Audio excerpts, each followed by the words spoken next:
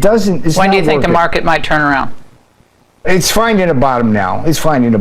But look, here's the thing.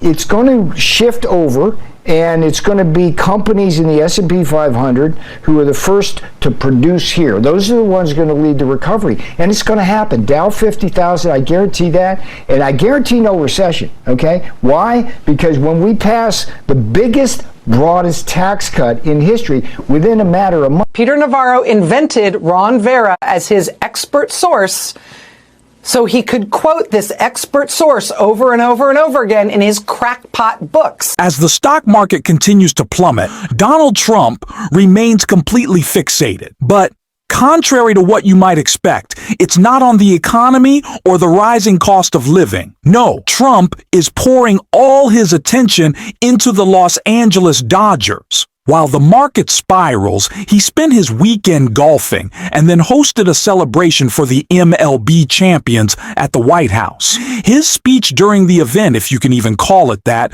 was just as baffling. Amid the financial chaos, Trump was unable to deliver anything remotely coherent, adding to the sense of absurdity as the situation continues to worsen. We are going to get into it, but before we do, if I could quickly ask you to leave a like on this video, and if you haven't already and you enjoy our channel, to hit that subscribe button. It goes a long way, and it really does mean a lot to me. Now, before we can get into what Donald Trump had to say, first I want to start with an update on the crashing markets that are as a result from Donald Trump's incompetence with CNBC grilling Donald Trump's advisor right here. And I think from policy institutes on both sides of the aisle, the methodology that was used has been universally derided as being non-serious.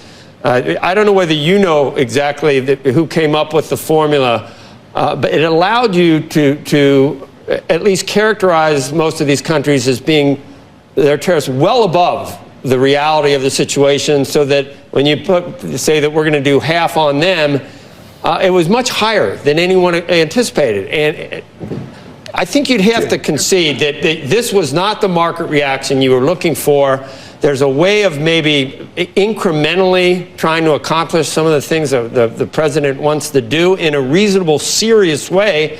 And this just almost across the board has caused what you're seeing in the stock market, and a lot of head scratching and head shaking on whether anyone really knows what they're doing in this case. Peter, right, well, can you at least acknowledge that? Sure. No, I can't, because here's what I'm seeing. You're throwing a lot of stuff at me. First of all, the methodology was perfectly sound. It was done by the Council of Economic Advisors, based on long-term studies that are in the academic literature. And the people taking pot shots at us are the same people that always take pot shots the American Enterprise Institute, Peter. Of course. Joe, come on. The American Enterprise Institute. This isn't some liberal meltdown or left-wing overreaction. We're not just triggered. As much as MAGA supporters try to claim otherwise, we're not overreacting to what's happening, nor is Trump some genius playing 4D chess. I'm tired of hearing about how he's some brilliant strategist with a solid economic plan. The truth is, Donald Trump just loves shouting the word tariff. That's about it. It's the main reason we're in this mess right now. And it's not just because of his policies. It's also because people are too afraid, too cowardly, or too corrupt to stand up to him and tell him he's wrong. Some may even be benefiting from the market crash, profiting off of it by shorting stocks while Trump's decisions drive the economy down. Maybe they're just clueless, or maybe they're part of the corruption. But who knows? This isn't just a liberal issue. MAGA supporters are losing money too. Even Dave Portnoy, who slammed Trump earlier this week, was back on the news this morning criticizing him again. I went super viral when I said I lost $7 million. I'd kill to be back to losing $7 million. I haven't even looked. If I had to guess, I'm down in these last 3 days, probably close to 20. I don't know, like 10, 15% of my net worth, poof. But I'm still here. That's the game. That's what I'm in. Like, do I like it? No. Am I crying? Am I like, oh, woe is me. I wish I voted for Kamala? No. Do I wish this didn't go down like this? Yes. Am I in this to make money? Yes. Do I wish I had that money in my investment portfolio? Yes. People are furious with Donald Trump because he just doesn't seem to care. And he won't until it directly impacts him, which honestly, I'm not sure he even fully grasps. He's so detached and keeps shifting blame onto everyone else.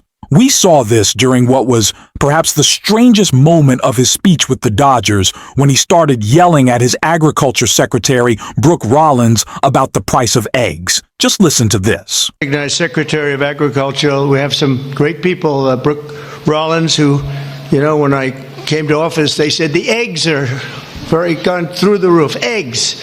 I said, what the hell are they talking about? I was there for 4 days and they were blaming me for eggs, and they've gone up like 6 times or something, some record number. You couldn't get them.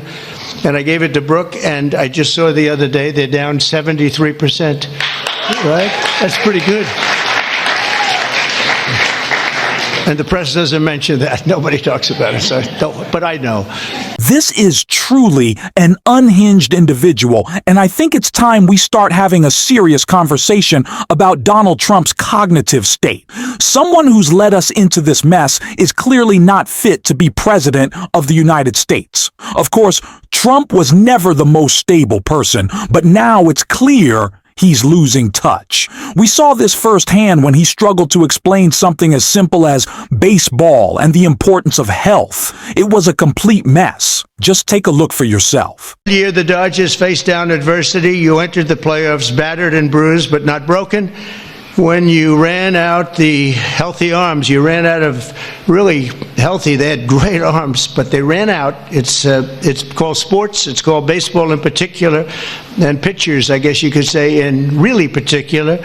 But the starting... As the Dow continues to plummet, the man seems to be completely detached, focusing instead on health and discussing baseball analysis. It's hard to believe that this is the first time he's truly spoken about the situation. Sure, he gave a brief press conference on the plane with his small group of followers, which we'll look at in a moment. But this is his first substantial response since the market started to crash. There were no official statements, no response from him while he was out golfing, as he remained fixated on that instead. It's clear that he's completely out of touch with what's happening. The only way to describe the current situation is that Donald Trump doesn't seem to care. Ultimately, the purpose behind his tariffs, apart from trying to appear strong, which he clearly isn't as the markets tank, is to use the situation as leverage for personal gain. This isn't about benefiting the country, it's about extracting concessions for himself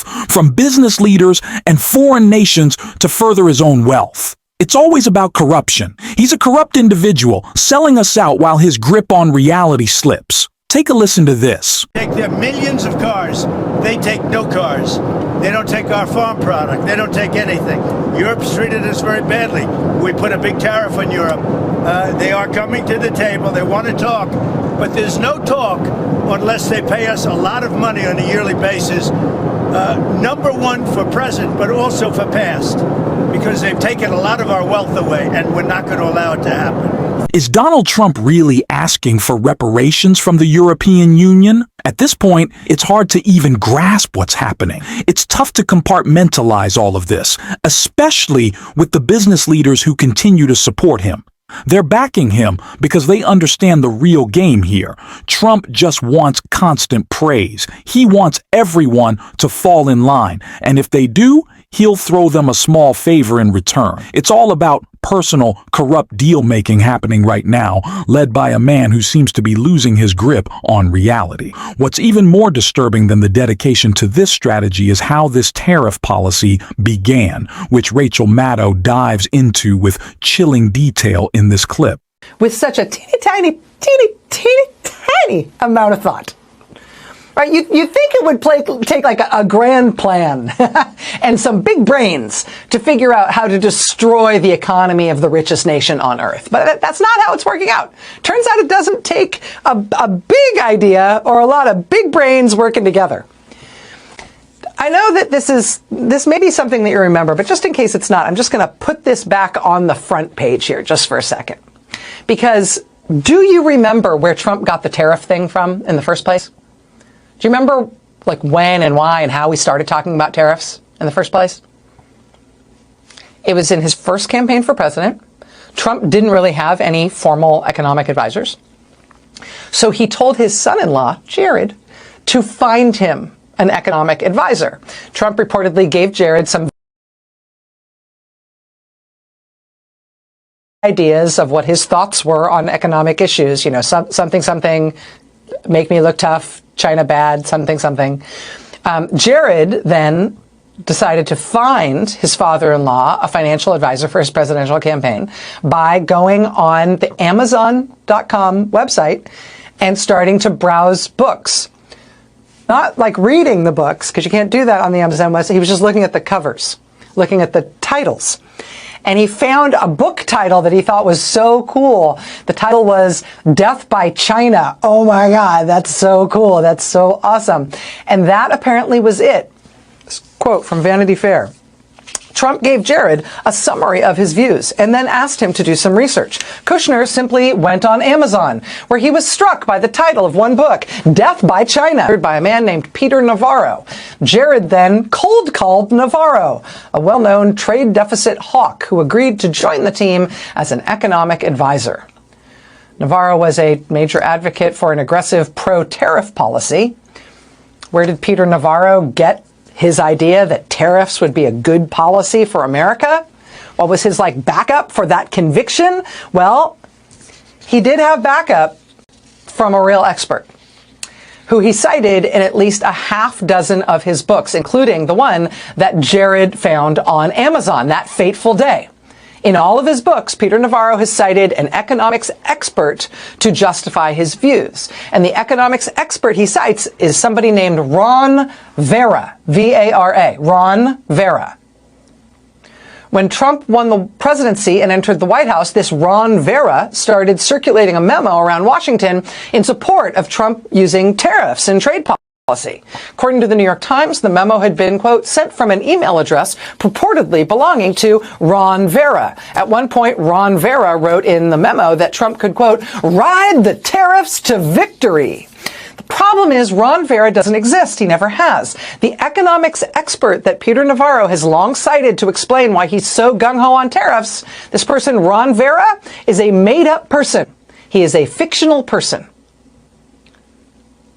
Peter Navarro invented Ron Vera as his expert source so he could quote this expert source over and over and over again in his crackpot books. Do you remember the billions of dollars that Jared Kushner received from the Saudis? The condition for him getting that money was that he couldn't run or even be involved in the firm he supposedly started. They basically told him, we'll give you billions, but you can't touch it, and you can't even hire the people to manage it.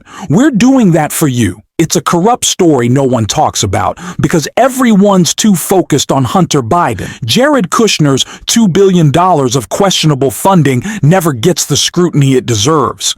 This is the same person who tried to back a bogus economic theory based on the title of a book. If you want to sum up the utter incompetence, corruption, and danger of the Trump presidency, that's a perfect example. Tim Miller at The Bulwark often says that while business leaders may be skilled in their industries, when it comes to politics, they are incredibly short-sighted and misguided. There's no way anything close to this would happen under someone like Kamala Harris.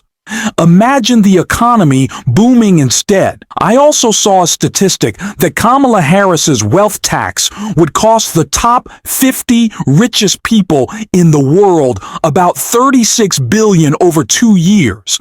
Meanwhile, Donald Trump's tariffs and economic policies have already cost the economy $500 billion.